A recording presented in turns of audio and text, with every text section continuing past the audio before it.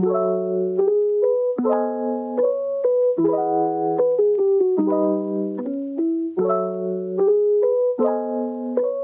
y'all, and welcome back to Kind Humans. I'm your host, Liv Walker. Today we're going to talk about a sensitive subject, body dysmorphia. That is a disorder, and it is a mental health disorder in which you cannot stop thinking about one or more perceived defects or flaws in your appearance. It is common in the U.S. with over 200,000 cases.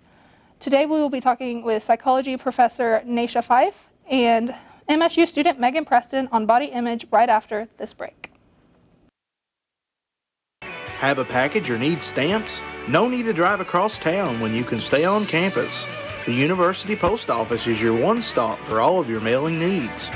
Located inside ADUC beside the Eagle Card office, we are here for the convenience of you. Purchase stamps or money orders, ship out packages, and so much more. Please visit our website for more info. The University Post Office is open from 9 a.m. to 4:30 p.m. Monday through Friday. Come see us today.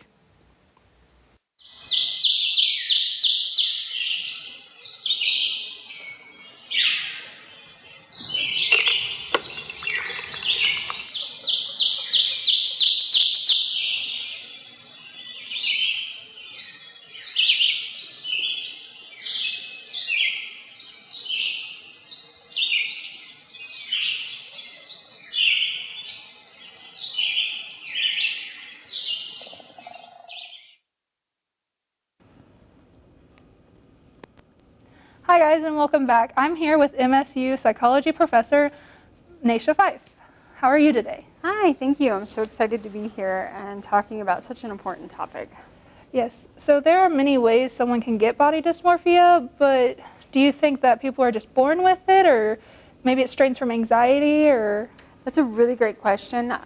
Although we can have genetic predispositions for anxiety disorders and things like body dysmorphia, it's actually linked in the DSM with OCD and obsessive compulsive disorder. So there is a genetic component to it, but we also look at it in a holistic. So there's also like the environment you're raised in and the psychology and how you think about yourself and you perceive yourself. Do you feel that body image has gotten worse with social media? Research definitely shows that as media exposure increases, it contributes to body dissatisfaction. Absolutely. I would say, honestly, there's a correlation between the time spent on social media and negative body image. So social media images filled with bodies that we can't possibly hope to match absolutely impairs our self-esteem. With more people like models and celebrities actually coming out and talking about their eating disorders, I feel like that has helped a little bit so people know that they're not alone. But do you think there's anything else people could do? I love that we have so many body positive, inspiring media personalities. Lizzo is wonderful. And the normalization, I think, is super important in our society. We know that body dysmorphia in particular can begin as early as adolescence. We also know through the research that kids as young as 5 are already thinking of diets. And so in order to really address this, I think we need to get into our families and our homes. We know that moms who present more diet-focused language, those children are more likely to grow up and develop eating disorders. So maybe getting that message into homes with younger audiences might be one of those things that could be helpful. So why are women more likely to talk about their body image and body experiences rather than men? Is it just a social thing, or? Absolutely. So men have been conditioned, they're not allowed to talk about emotions. And so you and I could probably sit here and have a whole conversation about how we don't feel good about our, we have a pimple here, or we have, but men can't do that without having the stigma of too many emotions. And so unfortunately, because men aren't really allowed to express emotions safely in our culture, they don't talk about it, and they don't have that ability to express that. So what is something we can do to get more men to open up about it? I don't know. Honestly, that is a great question. I think that unraveling some of the toxic ideology that we have with men, encouraging men and little boys even to express their emotions and to feel their feelings is going to go a long way towards reducing that. But this is something that's been ingrained in our culture for decades. Why do hate comments stick out more in our brains rather than kind comments? Because you can get 100 kind comments, but you get that one hate comment and it sticks in your brain. Absolutely. I can think of even examples in my own life where this has been, that one negative comment can ruin an entirely wonderful experience because you just focus on it. Evolutionarily speaking, our ancestors needed to be able to focus on the bad stuff and remember that in order to survive. It's kind of a holdover. We remember the bad things easier from that survival perspective, but there's also a biological underlying component with brain structures that are pretty cool, where our brain actually jumps onto those negative comments or those negative situations and holds them for us so that we can prevent problems in the future. So what is one thing we can do to help others with their body image? I think modeling self-talk that's positive. I think changing the way you view social media, following accounts that make you feel good, that are inspirational and not necessarily that toxic positivity, but that normalization. And just being very mindful as a media consumer. So if someone does have like body image problems, what is something they can do personally to help them? Well, I would say, if things get to a point where you're not able to get through your day and you're having problems functioning, then it's time to talk with someone. And we have counselors here on MSU campus that are amazing, and I highly recommend. I think that a big part of this, as far as like working on yourself, would be your positive self-talk. Identifying those traits and qualities about yourself that are amazing, that don't have anything to do with your physical appearance. And we all have them. We have amazing athletes. We have amazing academics. I'm watching you all here.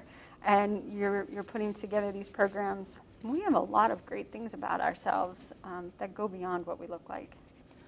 Well, thank you so much for coming on the show to talk with me today. It was a pleasure talking with you. Thank you for having me. And thank you guys so much. We'll be right back after this break.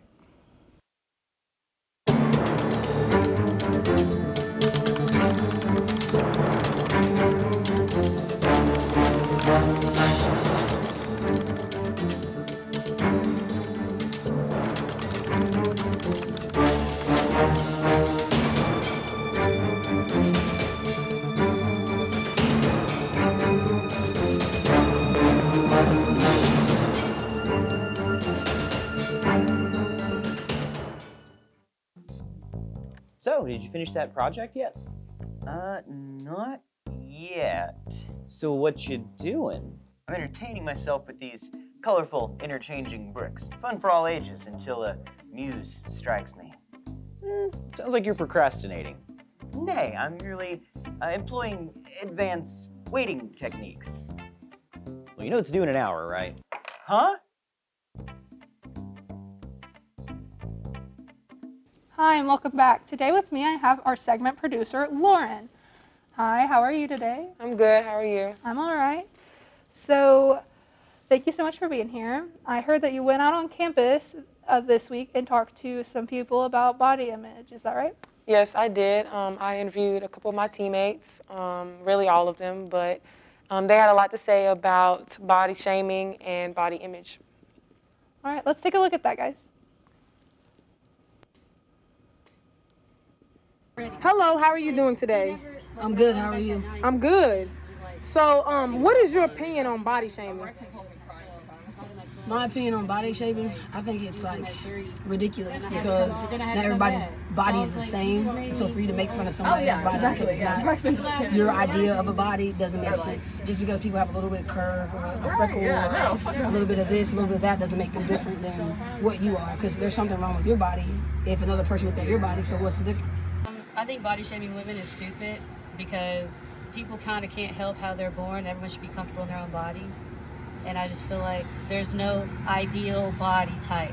Everyone's beautiful in their own way. I feel body shaming is very hurtful to some women because they can't help how they are or eat or what they do. Everybody's beautiful And I feel like celebrities have an impact on that too, but people shouldn't look at celebrities because some celebrities act like, you know, they have the perfect life, but in reality, they're not. For you to have a perfect body is you living in a fake reality. Have you ever received a hate comment on a photo? Yes, I have. And how did you feel? It makes you feel really insecure and it stays in your mind for a long time. Yes. It just gave me a boost of confidence to be more sexier than what I was.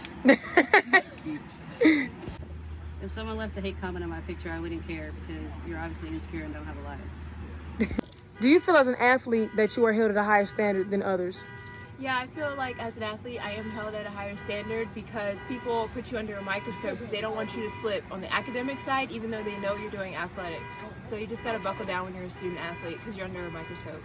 I feel like we are held to a different standard because people look at us like we're bringing a lot of attention to the university, so everything we do is pretty much watched because we represent ourselves and the school. And then I also feel like we're held to a higher standard because everyone looks at it because we don't pay for school, that we're required to like excel in school and athletics. Yeah, sometimes I definitely do feel like we're held to a different standard because I feel like as a student athlete, people look at us like, oh, y'all have to be like up here and then you have to set the standard for everybody, and yeah. And it's like, do you feel pressured as an athlete that you have to hold that image? Yes, for sure. I definitely feel pressured. Yes, and I feel like it's not fair because we're still people, we're all growing, like we're still young, and people forget at the end of the day, like I'm in college, I'm growing too, like being an athlete doesn't make me any better than anyone else. Yeah. I do feel like athletes are held to a higher standard because they're expected to be perfect and they get a lot of hate if they do stuff bad in a game, but it's like we're all human and they just expect you to be perfect and make no mistakes even when you're not even a full adult. It was a great segment. I loved hearing everybody's opinion about all of that. It was really nice to watch and get a different perspective. So thank you so much for being on here. Thank you for having me, Liv. Where can people go if they're finding themselves suffering from body image? I would just say counseling. We have counseling on campus, and I believe Allie Young, and just, you know, talk to a therapist. That's what I would say go to for body shaming and to receive the best help. We'll be right back after this break.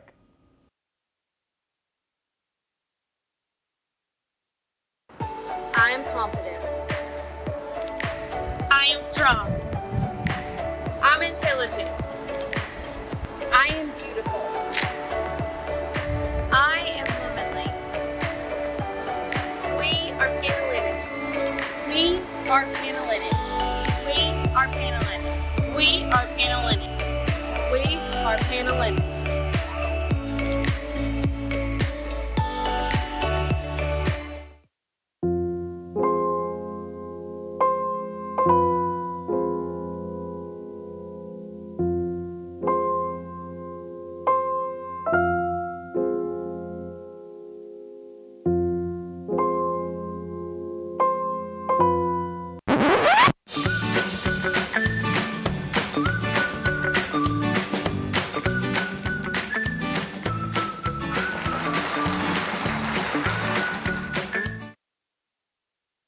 Hi guys, and welcome back. I'm with MSU Convergent Media major, Megan Preston. That's me. Hi Megan, how are you today? I'm doing all right. How are you? I'm okay. So we have talked before, and you had mentioned that you do have body dysmorphia, correct? Yes. So when did that all start with you? So my body image issues, as you and Professor Pfeif actually talked about earlier, started at a very young age. My body image issues stemmed back all the way from what I can remember around 8 years old. I started hyperfixating on just every little thing that I could. Why didn't my hair lay a certain way? Why were my teeth the way that they were? Why is my body not built like other people, you know? Just kind of looking in my ear and feeling like I'm looking in a fun house. So what, do you think there's anything that made you become more self-aware of your body? Definitely people's comments. I've been subjected to mean things, people always making comments about my weight or about how I look in certain clothing, or just snide remarks, from people whose opinions didn't really matter, but something that I focused on more than I should have. Did you ever talk to your parents about it? Not really. I have my own issues with being completely vulnerable with people, and so it is a lot worse in the sense that I keep it all in, and so it was something I felt like I had to deal with on my own, because a lot of the answers that I heard, well, if you just feel fat, then why don't you go on a diet or do something to fix it? And that wasn't always necessarily the case. Yeah, because bodies come in all sizes, all shapes, and you can be healthy even though people think that you're not healthy, which it's really nobody else's business. 100%. So who did you talk to then? Did you just keep to yourself about it, or did you find certain friends? For a long time, I did go into a stint of negative coping mechanisms, and at the age of 12, I had eating disorder. And it's something that I still struggle with today, but my freshman year of college, my sophomore year of college, I finally got to see a therapist, and we talked about what made it worse, things that I could do to make myself feel better, ways to talk to myself to make me be like, okay, your weight may fluctuate, but your worth will not. Just positive affirmations and stuff like that. So going back on your transition to college, do you feel that helped your body image at all? It didn't change it or made it worse? In the beginning, no, because you hear a lot about it, and it was something that I dreaded completely, and it's the freshman 15, where, all college students do is eat out, fried foods, and stuff like that. And so I was always worried about, am I going to gain it? And I did. I did gain weight my freshman year, and it was something that I struggled with, but having a community around me where people didn't focus on much my body, but who I am and what I'm doing in school really helped, fight that. So what is one thing in college that really helped you? Honestly, having the rec just in our tuition, that really, having a free gym membership, that really helped, because I was just like, okay, now maybe there is something that I can do about it. But also just meeting new people that didn't know me my whole life, and them getting to know me as a person instead of what I looked like, and focusing on what I looked like before, what I look like now. Surrounding myself with better people, healthier people that are there to talk to you when you need it, and just be there as a friend. So what is some advice you would give to other people going through the same thing? It's one of those things that it's hard to talk about, because nobody wants to admit that there's something wrong with them. And not saying there's something wrong with them in the sense like, oh, there's something wrong with them, but I'm feeling down, or I'm feeling like I need to unhealthily cope. My advice would be vulnerable with the people around you. People do love and care about you. Love and care about yourself. As hard as some days it may seem, you're going to have you for the rest of your life. So your image of you matters more than what you are perceived by other people.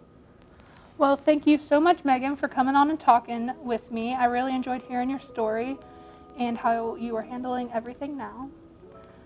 Remember that you can always get help at the counseling service here in Allie Young. Next week, Shelby will be back as your host. Remember, a battle against food, body image, and mental health does not make you any less of a warrior. And I'll see y'all next week. Wow. You're so pretty.